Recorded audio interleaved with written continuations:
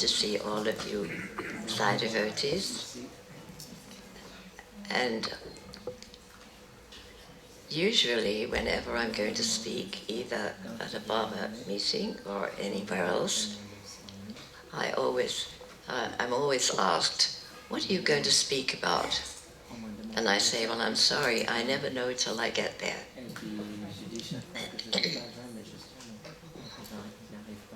Do I have to pause? No. This is okay, good. So it so happened this time that I was sent a list of questions which were very interesting because they will allow me to answer a lot of your questions, I presume, because there's been quite a controversy between the two hats that I wear and that I've been wearing a long time. One of them is the method that has been developing all these years, which started in the late 50s, long before I knew that Swami was on the earth. And so it seemed to me that this came to me just before I was coming here, and so I think the questions will help to solve lots of people's questions, because there's been such confusion over the method that I was being taught long before I knew Swami in the late 50s. But I was learning it from tuning in to what I called my high C, or my high self, which is like a Swami self or a Baba self. And so there has been a tremendous amount of confusion, and I'm really delighted to be given a chance to put the record straight and quote to you exactly what Swami told me in interviews. I never say anything about what Swami did or said, except if I've been there present. And so everything I will be talking about will be something that Swami himself has said to me personally in interviews or separately or in discourses. So I hope this will clarify things to all of you. And it seemed to me that as it arrived just before a few days before I was coming here, that it looks to me as if Swami wants me to to really clarify this whole situation, which I'm happy to do. It's very nice to be given a chance to do that after all these years, because I would like people to understand exactly what Swami told me and some of the rumors that are going around. So and I think my answers will be interesting, I hope, because I will be telling exactly what Swami has said to me personally. So there are 8 questions. The first one, could you please comment on Swami's position towards cutting the ties that bind? Right to the point. Swami told me in an interview, personally, that, and it was in 1978, when he had told me about several months before that I should write a book about the cutting the ties that bind work. And I was to take the manuscript to him for his blessing, and then I was to bring the manuscript, I was to have the book published with a good publisher, and that it should be published properly. And then I took it back to him, the manuscript, and he was so funny. In those days, I was always writing by hand. I was not typing anything I ever wrote. I was always writing it by hand. So I had all these handwritten pages, and Swami took them in his hands and looked at them and a terrible look on his face, and he said, "What terrible handwriting," which didn't make me feel too comfortable, as you can imagine. And then he said, "It's just like crow's feet scratches." So this was the introduction. Here he'd asked me to write a book. I would never have thought in a million years I would be writing a book. And when he first told me to do that, I said, "But Swami, I can't write books." He said, "Don't worry, I'll help you." So this was the very first book that he told me to write himself, personally, a few months before that episode. So here I was with the manuscript. And then he looked at me and he said, "Yes, it's got to be published properly.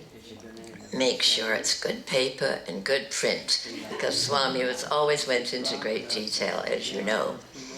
And then he said, and I'll never forget it, it was as if his eyes were piercing through me to make me really listen to what he was going to say. And he said, "Because this method has got to reach as many people in the world as possible." And I was horrified. I was extremely shy in those days. I never spoke if I could avoid it. I have to keep switching glasses, which is always a nuisance. I don't want to be able to see you, that's better. So he said, "Yes, it's got to be published. It's got to reach as many people in the world as possible." And I said, "But Swami, how on earth am I going to do that?" And he said, "Oh, I'll help you." I said to him then, but I was only going to use it with people that I happen to know personally and with whom I've been using the work. No, no, no, no. It's got to reach, again, he repeated it, it's got to reach as many people in the world as possible. So, this is how the whole thing started with the first question. That's how this was how he introduced it. It was his idea, not my idea. I was going to keep it just in a photocopy of my notes, and that was it. But no, that was not what he had in mind. And then I took it back when it was published, and again he repeated the same thing. It's got to reach as many people in the world as possible. And I said, "But Swami, I have no idea how on earth I'm going to do that." He said, "Don't worry, I told you I would help." And I said, "Yes, but when?" And he said, "Not right now. It will take time." And it has taken time. So that was the answer. You can see why I was astonished when these questions came to me, because it will also show you or answer some of your questions about Swami. So that was his position. This was the question: "Could you please comment on Swami's position towards cutting the ties that bind?" So that was his position. And he continued to encourage me. As I said, I would never, never, never in a million years have written a book. I wouldn't have written anything except just the notes on my method. But he had, every time he told me what book to write next.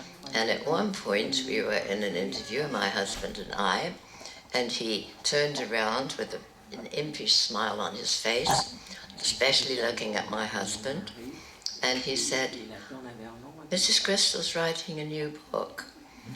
And I'd written several, or he'd written them through me, because I certainly can't write any more than I can talk. I have to just listen and see what he puts into my mind, what comes to my mind to say. That's why I never can prepare beforehand. So he told me this time, "You're writing another book." And I said, "Well, I didn't expect I was. Isn't it enough? I've written several. Every time you've told me to write a new one, I've written it. And the books were about the work, but they were also about Swami. So this will reassure you that he was the initiator of all of the books. He was the initiator of this whole experience, this whole experience that I've had ever since I first met him. That was the answer. That was the one question. So you can see why I'm going to be able to clarify lots of the questions that I'm sure you've heard. The second one: are you aware of a public discourse in which Swami commented on cutting the ties, and what did Swami say? I don't know of any discourse. I'm sure that he must have said things because people reported back to me, but I don't like to talk about things that other people have told me. I only want to say what Swami himself said, and this is what he said about the work right from the beginning. He initiated it. He initiated every single book, or I would never have written one. Then, so I don't know of any discourse. 3. Does Swami recommend Sai devotees to practice the cutting the ties of the blind? How about non-devotees of Sai? Well, I've just told you that he told me that I had to get it to as many people in the world as possible.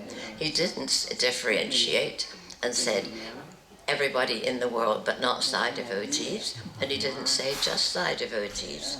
He said as many people in the world as possible, and that is the only reason that I'm willing, at my ripe old age of 99, I'll be 100 next year, that I'm willing to travel and also to come and give talks to lovely people like you.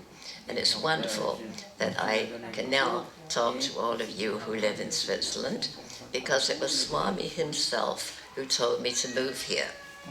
And it was at the last interview that I ever had with Swami. I had been asked to give a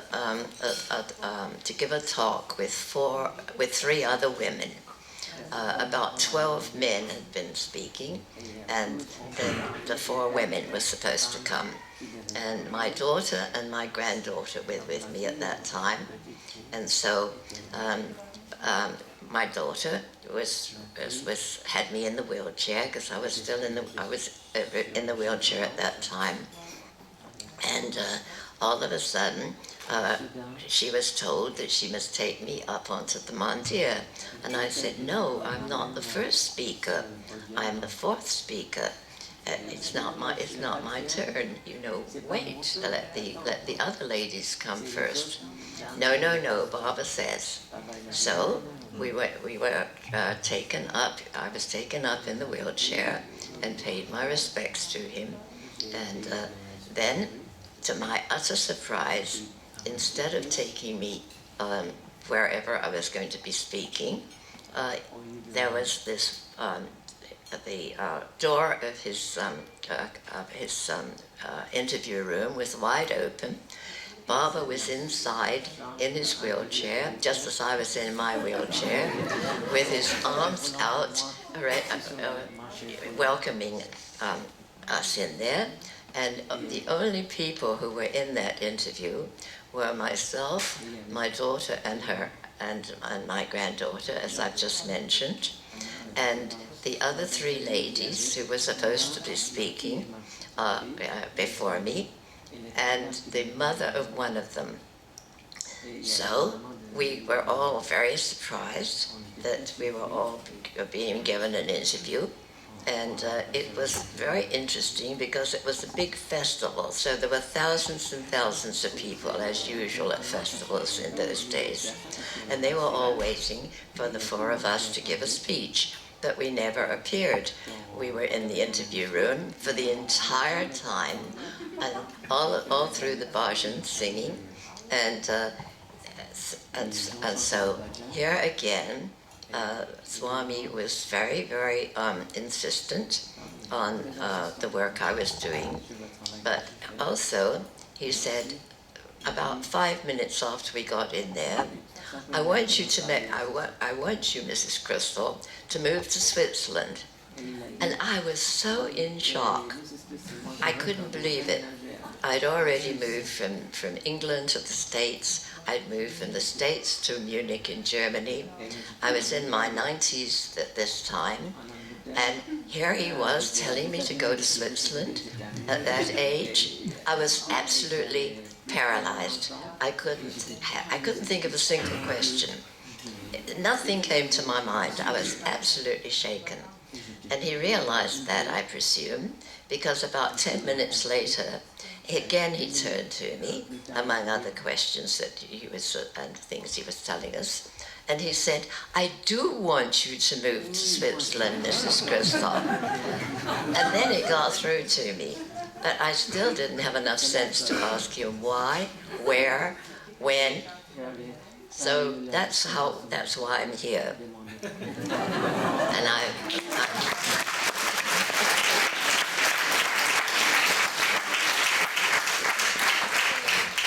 so you see how carefully Swami takes care of people, especially if he wants them to work hard. It's not always a blessing. I will be very honest. It always means hard work. He wants to use us all as his instruments, and it's the way he wants to use us, not the way we choose. I would never, never, never have chosen the way he chose, to talk to a lot of people. And that takes me back to another memory, a long, long time ago. And it was just as the second book, I think it was the first book, which was on the work. It was the one he told me to write immediately. You've got to write the book. You can't just teach this. You've got to write it because it's got to reach all these people. So it was just published, and we happened to be in England at that time because my mother was still there in those days. She was still alive, and she incidentally lived to be 107. So, and I'll tell you what my daughter said in a few moments to Swami at this same interview. So here I was, and shortly after this episode, when I was in England with my husband, we were there just as the first book was published, and we happened to be at a big book affair because my husband adored books, and we noticed the man coming, kind of walking back and forth, looking at us, and we thought, well, that's strange. Does he think he knows us? And then he finally came up and said, "Are you Phyllis Krystal?" And I thought, this is strange in the middle of England. And I said, yes. And he said, well, I would like you to come and give a seminar for my group. They're all therapists. I had never given a seminar in my life. And to give a seminar to therapists absolutely terrified me. I was just numb. I said to my husband, "Oh dear, I wish we'd never come to this wretched books fair." Okay, so that was that.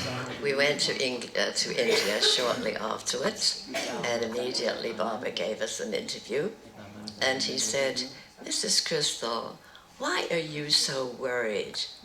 You seem so worried. What is it? Can I help you?"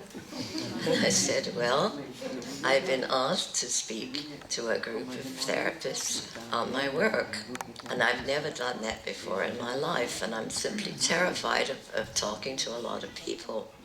And he looked at me with a funny smile, and he said, "But you talk all day long." And I said, "Oh yes, but only to one person at a time." And he said, "But 1 plus 1 plus 1 plus 1 equals 1. All are 1. So just concentrate on 1." And I thought, well, that's no help. I wasn't really very comforted by that particular remark. But anyway, I did eventually go to this seminar, and I had no idea what I was going to do. It was his orders, so I knew I had to do it. And I got up, and they were all therapists. and they were all sitting, I'll show you, like this, wondering what this strange woman is going to talk to us about. And I felt like I wanted to slip straight down through the floor. And then I remembered what Baba had said. And I thought, okay, I would just concentrate on one. But please, Swami, will you help?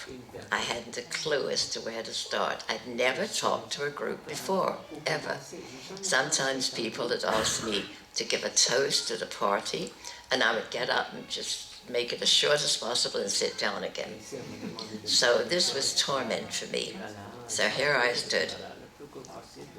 And I said, please, will you help Swami? To my utter astonishment, the words started to come out of my mouth and into my head first. The words just came, and the things I had to say came. And I just opened my mouth, and out they came. And I thought, okay, Swami, are you really helping? You promised you would.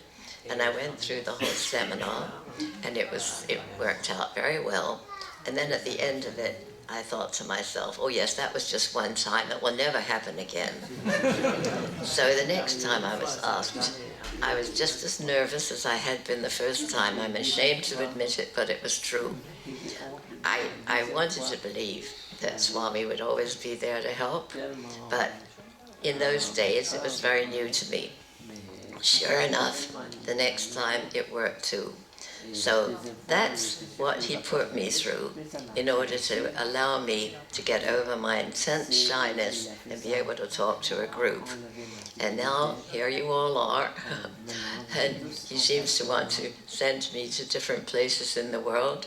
And he was always telling me where he wanted me to go. So I think that answers the second question. You see why the questions are so helpful? Because they allow me to answer some of the things that you've probably been puzzled about. So Swami very often would definitely tell people to go work with me using this method.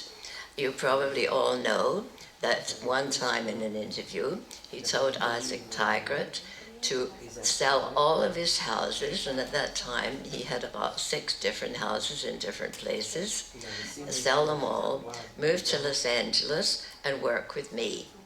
And we hadn't a clue as to what he wanted us to do, but we both wanted to do whatever he wanted.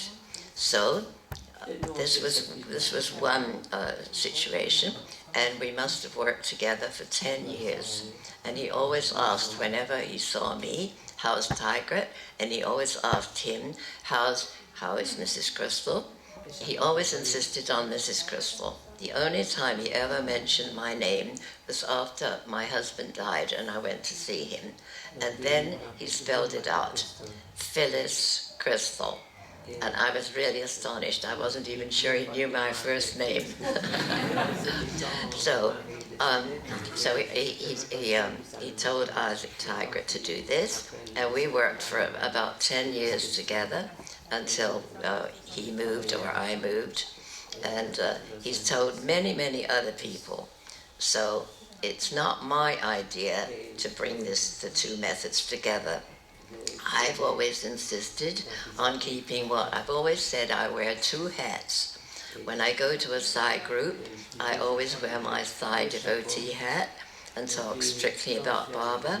And when I'm asked to talk about my work, I always talk just about that and I don't mention Baba.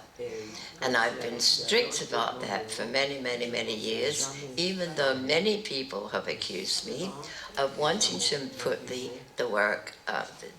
cutting the ties work into the center. No, I never wanted to do that. It has to be kept separate.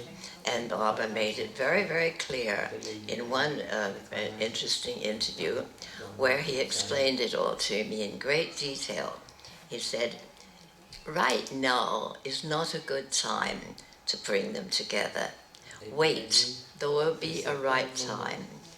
Right now, people would not be, they would not understand. They have to be completely separate at the moment, but there will be a time when they will be put together.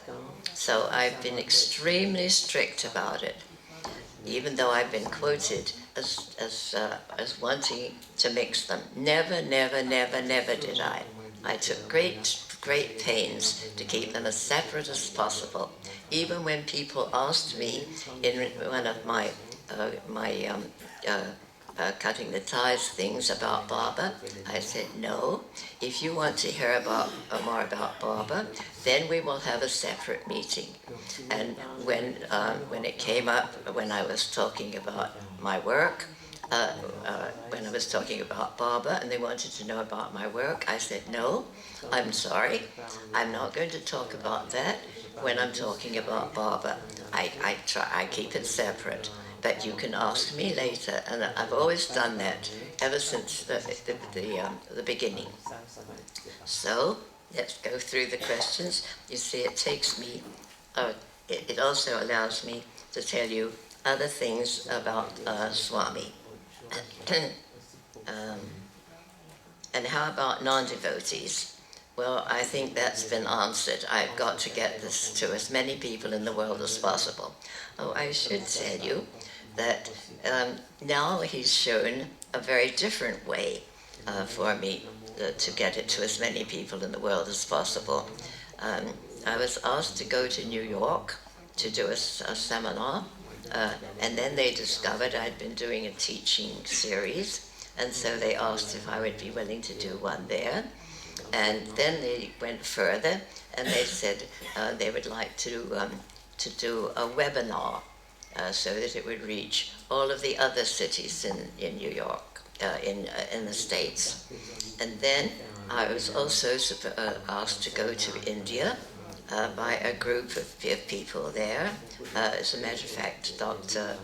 Shrikant Sola and his family, who had begged me to teach them the cutting the ties method the year before. And when they heard that I was going to be doing a webinar in New York, they asked if I would be willing to do one there. So I've already done one in New York and one in India.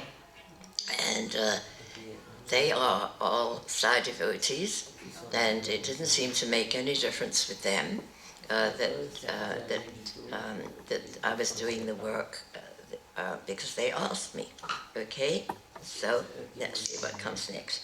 Sorry, I have to keep changing my glasses, but I cannot wear bifocals. I get splitting headaches. So how does Swami recommend Sai devotees to practice it?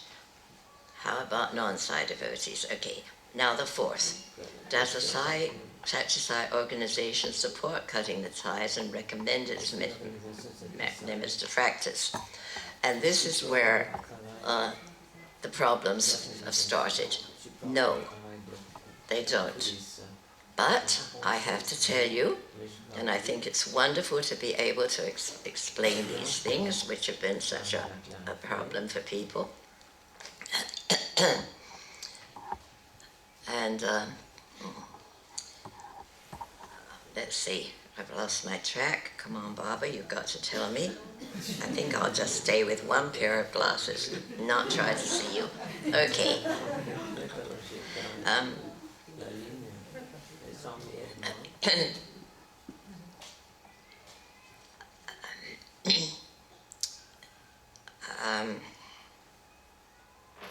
Yeah, I can't remember where I was going from now. Number 4, is the organization support? Yes. No, it never has, but Swami, one time, I remember where I was going, thank you, Swami. We were in an interview, and Baba told me to do something. Now, at this time, my husband had previously been asked, along with Jack Hislop, to bring about or to organize an organization in the States. There wasn't one. Lots of people would go from India and start a little group, and trying to replicate what they had seen, what they had been into in India. And they were all different. And he said he didn't want them all to be different. He wanted there to be a format. So with my husband and Jack Hislop, form an organization with some guidelines so that they could be given, he said guidelines, not rigid rules and regulations, but guidelines, so that they would all be similar. They would all be the same, so it wouldn't confuse people. And he wanted my husband to be the president and Jack to be the vice president. But my husband was still working at that time. He was a lawyer. And also, he did not like to give speeches. Jack adored giving speeches, but my husband didn't. So he begged Baba. He said, I would do anything for you. I will be your lawyer. I'll take care of the foundation. I will organize everything. I will help with the organization. But please, I would rather be vice president. So that's the way it was. So we were in an interview after this had happened. So my husband was vice president of the organization. And Baba turned to me and told me to do something. And I can't remember what it was, but I said to him, oh, Baba, you know perfectly well, the organization would never let me get away with that. And I'll never forget what he said. He said, your loyalty is not to the organization. It's heart to heart with Swami. And that brings me to the very first time that we were in India, where he made it very clear. And this is one of, I would say, it's his most important messages, his most important instructions. And it's particularly important now that he's not in the body any longer. Because in 1973, when we went to see Baba for the very first time, we'd only heard about him in October of one year, in 72, and in January of 73, my husband and I went to see him. We'd never heard it. All the time I was bringing this work through, a good 25 years, I didn't even know he existed in the world. It was just coming from, as I said, what I call now my Baba self. So, here we were. And let's see where we go from there. Okay. Well, my mind's gone blank. Come on, Baba, you can't leave me without any words. Oh, yes, okay. So, no, that's being interrupted for some reason. Let's see why. Oh, I know.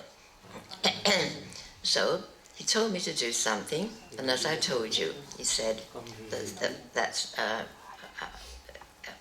oh, I know now. Yes, the first time we were there, in those days, it was very common for Baba to give what he called a farewell interview, because there weren't that many people there at that time. We were about 5 Westerners, and with our pale faces, I didn't want to be conspicuous, so I always hid in the background. And it was in Whitefield. And so Swami would come from the house, and in those days there were trees. There was a tree-lined walk, and he would kind of float over from one side to the next side, from the men's side to the ladies' side, back to the men's side, back to the ladies' side, and he went beyond where I was sitting. So I immediately thought, oh, then I'm not supposed to follow him. I don't know where I got that idea, but I had heard that the master always chooses the chela. And so, as I thought that, he whirled around from where he passed me with a huge smile, like the sun. I always thought it was like the sun coming up, and said, so, long pause, you have come. Another long pause. At last. And I couldn't understand why he was telling me at last, because we'd come as fast as we possibly could. So it wasn't until much later that I realized that it was the Baba within, or what we call the high sea, or the God force, as he always called it, that was teaching me all these long years, because that's where we got the whole method. Then that same trip, in that particular first year we ever went, he was giving farewell interviews, which he could do in those days. And at that farewell interview, I was very shy, but I was very puzzled. I thought, well, we've come to see Baba. Now what do we do? Do we come again? Or, what's the protocol? Because we were so new at it. And so I got up enough courage, because I hardly ever spoke if I could avoid it in those days. And I said, Swami, now that we've come, what do we do next? What do you recommend? And again, it was a very, very intense. He pointed his finger and said, first, remember, you do not have to come back to see this little body. And he pointed to himself. And I thought, oh, well, then we don't come back. And then with a smile, he said, find my counterpart in your own heart. And I knew what that meant, because I've been being taught this work from what I now thought of as counterpart within, because he kept telling us we're all God. So I figured, well, and that we're all the spirit. So, and then he ended up, you will come back to be re-energized. And I think that these messages that he gave so long ago are so very helpful to us right now, because people are still mourning his passing. Why did he go so soon, sooner than he said he would go? Why did he leave the body? Why did he leave us alone? Now we can't ask questions. Now we can't go see him. But that was his message way back in 1973. You don't have to come back to see this little body. Find my counterpart within your own heart. And that's what the work I've been taught by him, obviously, by the God self in me, as he always called it, and the God self in everybody else. We have to make that contact within. And I think it's an extremely important message now. Just to be very quiet and listen. We do not have to be, we can't be attached to his form any longer. I think he had to perhaps leave it as soon as he did, because everybody was so attached to it. But that's been his message ever since, as long as I've known, ever since 1973. So that, I think, answers the second question.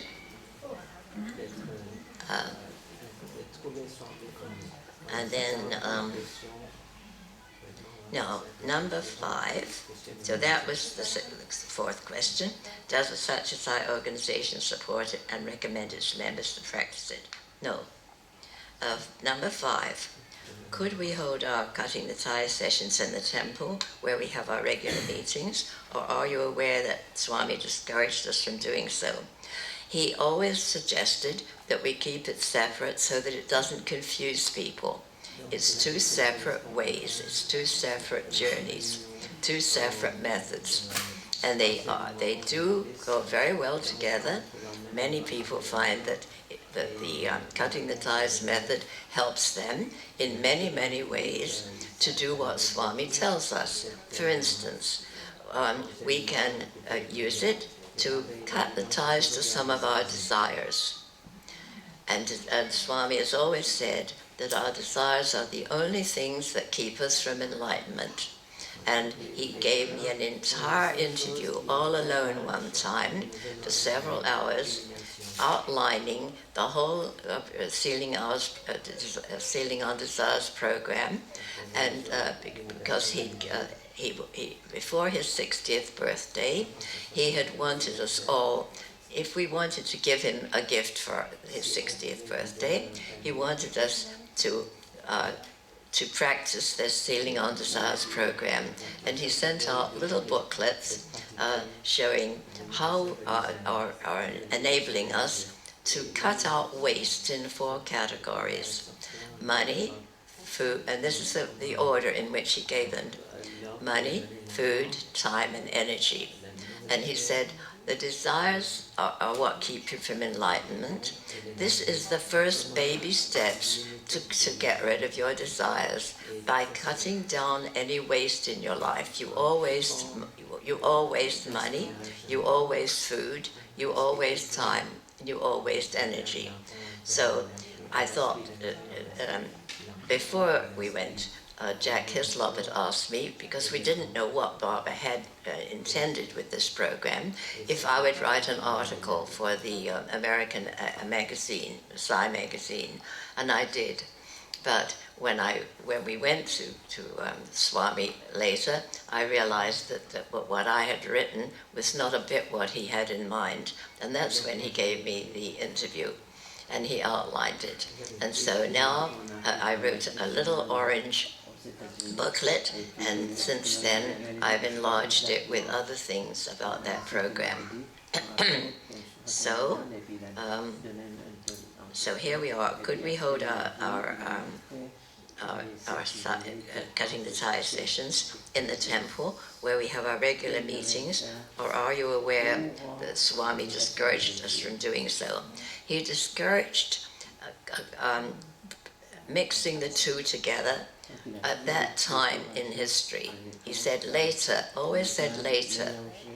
And that brings me to what he meant by later, because I kept strictly to what he had told me. And then there was a youth meeting, and I had been Barbara had insisted that I be on the youth committee with Hal Honig and Bill Harvey. And so we took a whole lot of young people to India 3 different times. And and at this particular Psy organization, this youth conference, I was asked to be a speaker. And the messenger was Psy youth, the messengers of Psy love.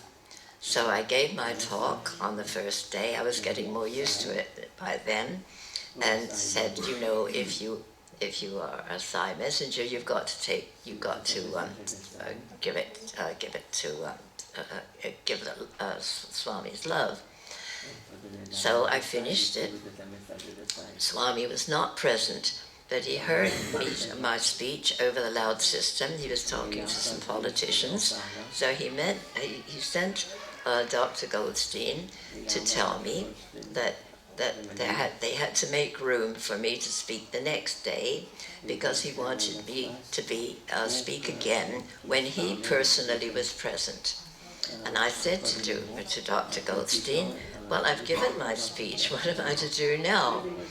So again, I went up, and this was a youth conference, so there were so many young people there, and I went up to pay my respects to Swami, and he was talking personally at first, and then with an impish smile, he said, what are you going to talk about, Mrs. Krystal, and how long is it going to take?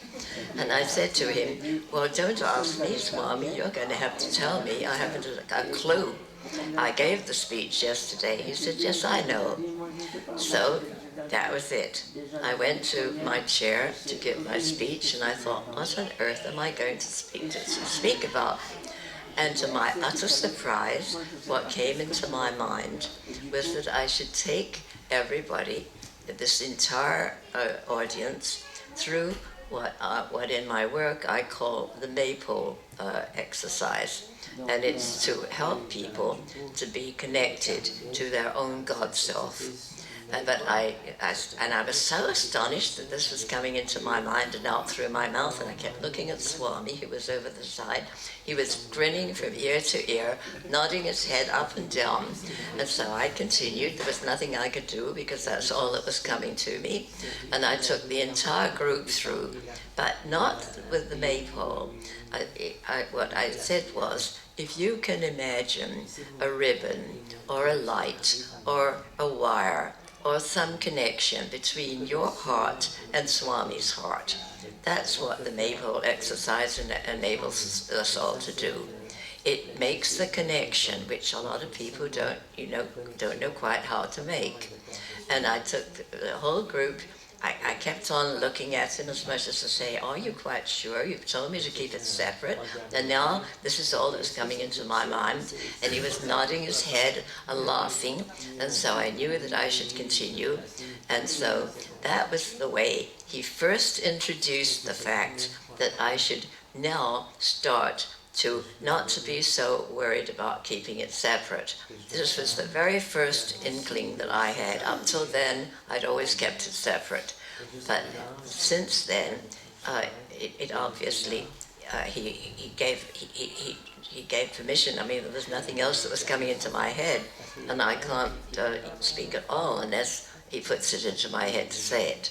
So that was where he gave me the first indication that it was okay to bring them together. And there have been many, many signs since then, because I've still been very, very careful and really asked him to show me whether I should put them together or not. So, could we hold our sessions? Our cutting the ties sessions in the temple. He recommended not connecting the two to start with. I don't know what he eventually figured, but I feel it's always safer to be on the safe side, not to do that, to code it separately, in case people would get confused. Is it true that Swami gave his permission that officially trained cutting the ties teachers charge money for their work? Please elaborate. Here again, he didn't specifically connect that in that exact question, but he told me many times that we should always charge for whatever work we're doing to support ourselves. And it should always be the going rate. So that was one thing. And then,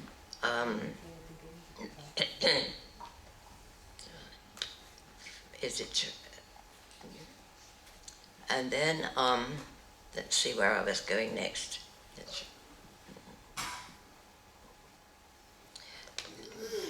So that was one thing. And then he very frequently would tell me in interviews and ask me how it was going. So it's always been, I've always been strict about keeping it to whatever the going rate was, and it's kept separate from the Psi activities. It's my profession, it's what I do, it's what work I do, and I'm still willing to do it at my age, even though most people have retired long, long ago.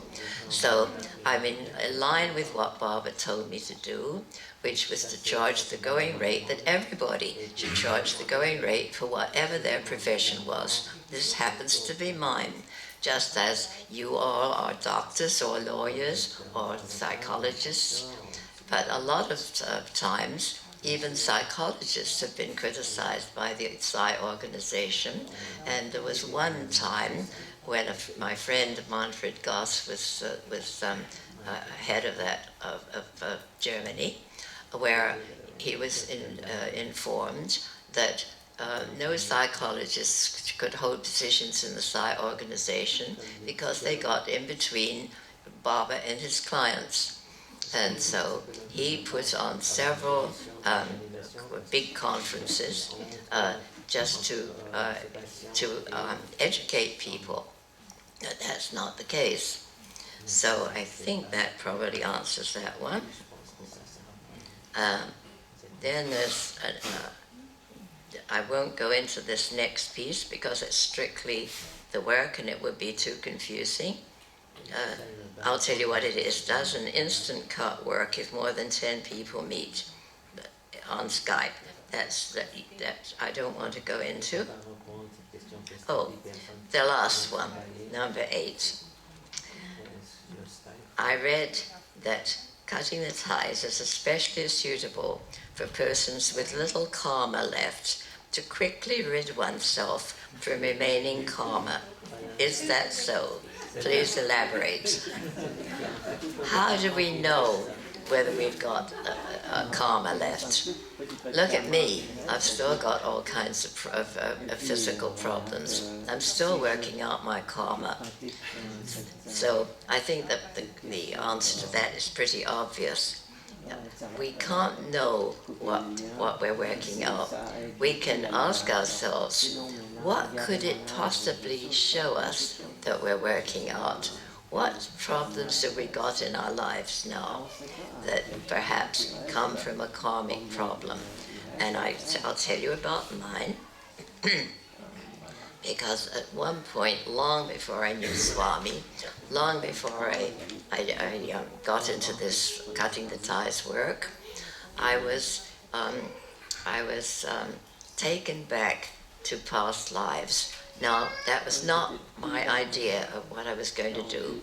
I had read about Edgar Cayce, who was a psychic, and he was able to diagnose people's illnesses when he was when he was asleep. And I had always wanted to be a doctor, but with the war situation, the First World War, my father was very badly injured, and he was sick for a long, long time, and so I was not able my family were not able to take care of the financial end of training me to be a doctor. So I had to take a less expensive training, which was to be a teacher. So when I heard that Edgar Cayce was able to diagnose people's sicknesses, I thought, oh, maybe I can do the same thing. Where I got the idea, I'll never know.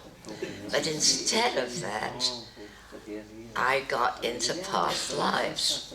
And one of them, the first one I ever did, really horrified me, because I identified with a man, and it was a long time ago in a very advanced civilization, who had intense control over all kinds of things and all kinds of people. And I was so horrified, I must have screamed and said, I don't want to have anything more to do with this. I want to diagnose physical illnesses. I don't want all this nonsense. But it made good sense, because we do have to, with karma, we do have to experience in some life at some time what we have done to others in the past. It's like the eye for an eye and a tooth for a tooth that you understand from the Bible. Whatever we have done to hurt somebody in the past, we have to undergo that at some point in time. It's like a boomerang. We've used our energy to do something, and it's still our energy, so it comes back to us in the same form. And that was understandable for me, because I'd been brought up very strictly in the English, the Church of England. So, yes, we do have to undergo it, and as far as my life is concerned, I am controlled by my physical problems. I have many, particularly allergies, which are most annoying and debilitating. I had an extraordinarily controlling mother, I think she's the most controlling person that I ever knew. And I told you before, she lived to be 107, and she was even controlling when she died.